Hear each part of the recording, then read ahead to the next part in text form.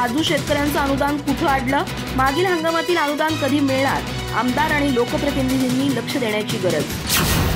महाराष्ट्र शासनानं विधानसभा निवडणुकीपूर्वी 2023-24 हंगामातील काजू उत्पादक शेतकऱ्यांसाठी अनुदान जाहीर केलं होतं। पहिल्यांदाच इतिहासात अशी मदत घोषित करण्यात आली होती।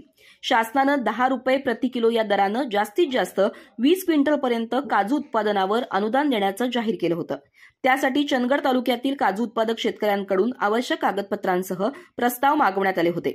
सातबारा उतार्यावर काजूची नोंद असणं, विक्री झाल्याचे अधिकृत जीएसटी क्रमांक प्राप्त विक्रेत्याची पावती असणं, तसंच सामायिक क्षेत्र असल्यास संमतीपत्र देणं या कडक अटी ठेवल्या गेल्या। मात्र सातबाऱ्यावर ऑनलाईन नोंदवलेला काजू प्रत्यक्ष उतार्यावर दिसत नसल्यानं अनेक शेतकऱ्यांना मोठ्या अडचणी आल्या। मुदत संपण्याच्या भीतीनं शेतकऱ्यांनी मोठ्या प्रमाणावर धावपळ आणि आर्थिक खर्च करून कागदपत्र सादर केली। दरम्यान प्रस्ताव सादर करण्यासाठी मुदत 2-3 वेळा वाढवण्यात आली। मात्र आता नवीन हंगामातील काजू बाजारात येऊ लागला असताना मागील हंगामातील अनुदान कधी मिळणार याबाबत कोणतीही स्पष्टता नाही। काजू उद्योजकांना जीएसटी परतावा आणि उद्योगासाठी मोठ्या प्रमाणावर शासकीय सवलती मिळतात, मात्र काजू उत्पादक शेतकरी अद्यापही शासनाच्या मदतीपासून वंचितच आहे। चंदगड तालुक्यात काजू बोर्डाचे विभागीय कार्यालय सुरू झालं असलं तरी शेतकऱ्यांच्या अडचणी सुटण्याऐवजी वाढतच चालल्यात। यामुळे शेतकऱ्यांना अनुदान लवकर मिळावं यासाठी आमदार आणि लोकप्रतिनिधींनी तातडीनं लक्ष घालण्याची गरज आहे।